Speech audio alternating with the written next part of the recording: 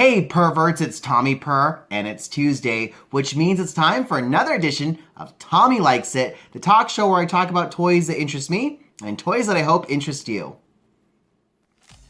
Hi, I'm Tommy, and I'm your friend to the end. Heidi-ho! As you can see, I am wearing one of my many X-Men t-shirts, and that's because we're going to be taking a look at the Hasbro Marvel Legends House of X Wolverine. That's right, another Wolverine figure. I know what you're thinking. You're thinking the same thing that I'm thinking, like, why? But I promise you, like, if you look behind me, I don't know if you can see it on the shelf, I have one Wolverine figure, and that's not including X-23 as Wolverine. I only have one Logan the Wolverine figure, and it's classic Jim Lee, blue and yellow. That's all I need. Wait, I'm a liar. I'm a lying liar who lies. I have a Logan that's mishmashed with my, I guess I could show you guys this. This is funny. I saw this on Reddit. Someone took the Weapon X body and took off all the Weapon X accessories, like the straps and everything, and they put the GameStop exclusive Logan head on there, and they made Brokeback Mountain Logan. I wish I knew how to quit you. And when I saw this, I went, damn it. Now I gotta go buy two Wolverine figures that I don't want. But I love this. I love this, just like little Speedo Logan. It's super cool. So he sits on my shelf. So, I'm a liar. I have two Wolverine figures, 3 if you count X-23 as Wolverine. And now I got 4. And yes, I did sigh. Sorry. But you know something? The more I look at this figure, I actually kind of dig it. And we're gonna find out why. So let's go ahead, let's unbox him, let's take a look at the accessories, let's take a look at the articulation, as well as the paint application. But first, let's also take a look at the box and appreciate the artwork, as usual. This is from the current House of X lineup. And I like the white background on this. It makes everything a little bit easier to read, which is really nice. Mint on card collectors will appreciate it. And of course, you see all the figures that are in the wave behind there. Interestingly enough, this is not the most disappointing figure. I would say that would go to Professor Xavier's figure. I am not impressed. I'm also not impressed with another certain figure that's going to get her own review, but we'll get to that in due time. Right now, it's all about Logan. So let's go ahead, and like I said, let's open him up and take a closer look, shall we? And here we have the mighty Wolverine out of the box and on the set of the April O'Neil show. Now, as I said, this was not a figure that I really wanted, and I feel like I'm being as authentic as possible. I mean, I'm not the biggest Wolverine fan. Of course I have him because, you know, as an obligation to being an X-Men fan, if you have an X-Men display, you kind of need a Wolverine, you know, even if you're not a fan.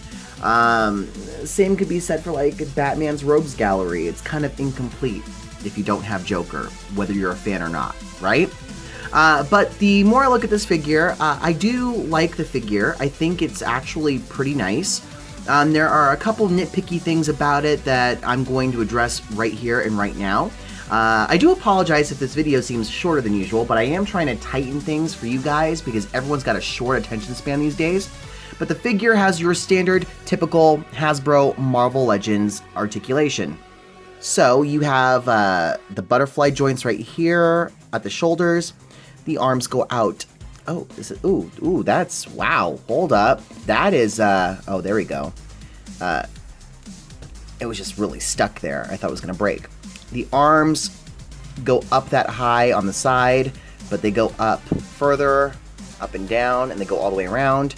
You have double jointed elbows. You have the wrist pivot, you know, so you have Spider-Man, Spider-Man, Dr. Doom. Spider-Man, Dr. Doom.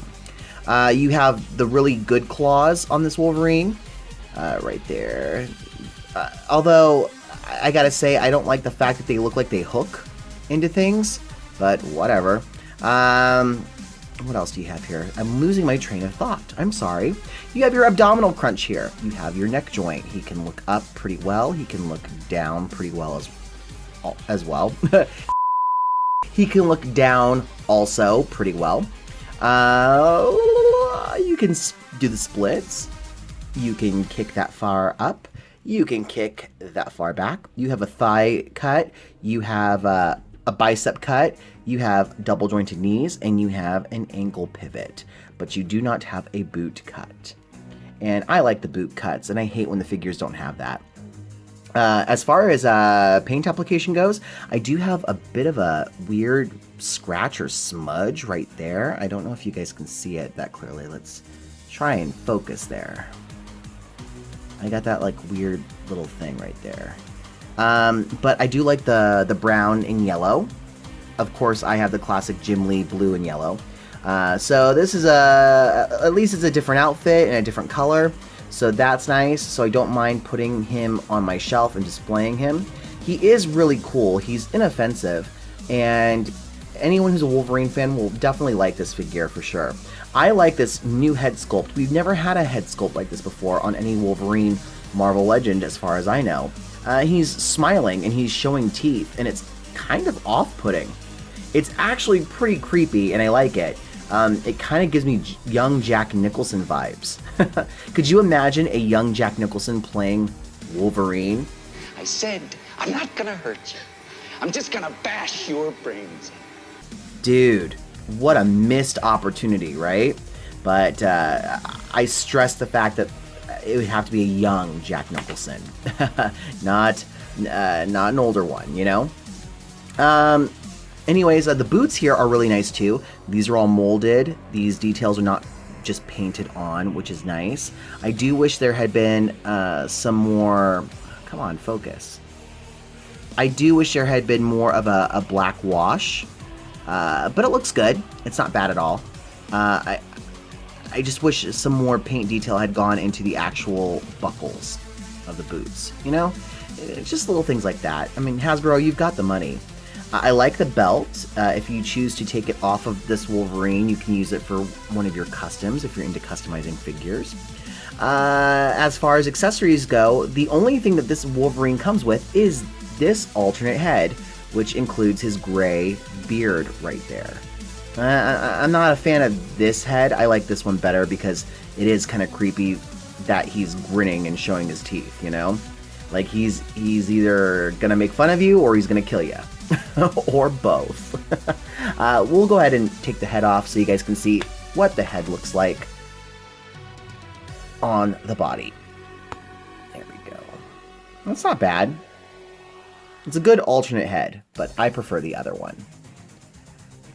With that being said, that is all we get. This figure doesn't even come with a Build-A-Figure piece for the Tri-Sentinel, and it doesn't come with any alternate hands. So I can't do my famous April O'Neil sharing coffee with her guest photo like I do with most of the figures that appear on the show. So that's pretty lame. No alternate hands, no Build-A-Figure piece. Like, what's the point? You clearly did not need Wolverine in this line. So you could have put any other character in this line. But whatever, they just needed to include Wolverine for some reason because we went so long without a Wolverine figure. Oh my gosh. So, on a scale of 1 to a perfect 10, where do I rate this figure? We're going to go ahead and give it an 8. We're going to give it an 8 simply because there should have been alternate hands so he can hold stuff. And also, there's no Build-A-Figure piece, so this figure is kind of irrelevant to include in the line. Or they could have like scratched out one of the other characters and put the Build-A-Figure piece with Wolverine, but whatever. And also, I kind of wish there had been a bit more shading on the boots. That's my personal preference. And yeah, the big thing is no alternate hands, so he can hold stuff. You know, I'm just kind of like, eh. And also, I'm bored with the fact that Wolverine is always like the safe bet for Marvel Legends. That's like Todd McFarlane always relying on Batman in every DC multiverse wave. You know what I'm saying? It's getting really tired and it's getting really old. So there are so many other characters we could have gotten in the line that are dealing with the House of X storylines and comics. Like Kitty Pryde. We desperately need a new Kitty Pryde.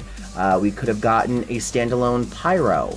We could have gotten a new Psylocke. You know, just kind of whatever. It didn't even need to be House of X. It could have been just Excalibur Kitty Pryde or Shadowcat. It could have been Brotherhood Avalanche. It could have been a new Blob. It could have been human-looking Angel before he turns into Archangel. And, I mean, look at Into the Spider-Verse. The Stiltman wave didn't have all Spider-Verse characters. Well, I mean, they were all part of the Spider-Verse, but they weren't from the movie Into the Spider-Verse. And so I just feel like that the theme of this wave kind of hampered it and kept it from its true potential. So, back to the original topic, this gets an 8 on the scale of 1 to a perfect 10, because of the fact that it was A, redundant, and B, it should have had more accessories. And yeah, it just felt like a safe bet to include him in the line so a figure sells, because everyone seems to like Wolverine except for me. So I hope this helps you guys determine if you want to purchase this figure and add him to your collection. Please check back. I leave for vacation tomorrow morning. You will see this video on a Tuesday because I'm going to have it go public on the Rogue Toys channel while I'm away. And when I return Wednesday night, my vacation will keep going until the end of the week. I will be doing reviews of Moira McTaggart as well as Marvel Girl. And you will see them this upcoming week as well, because we're trying to review all these new figures before they really start hitting the Rogue Toys locations. So keep an eye out, and thanks for tuning in, you guys. And don't forget, when you're out and about in the world, keep it classy, keep it catty, and we'll see you next Tuesday. Except for this week, because I'm going to do multiple videos, so keep tuning in. Bye.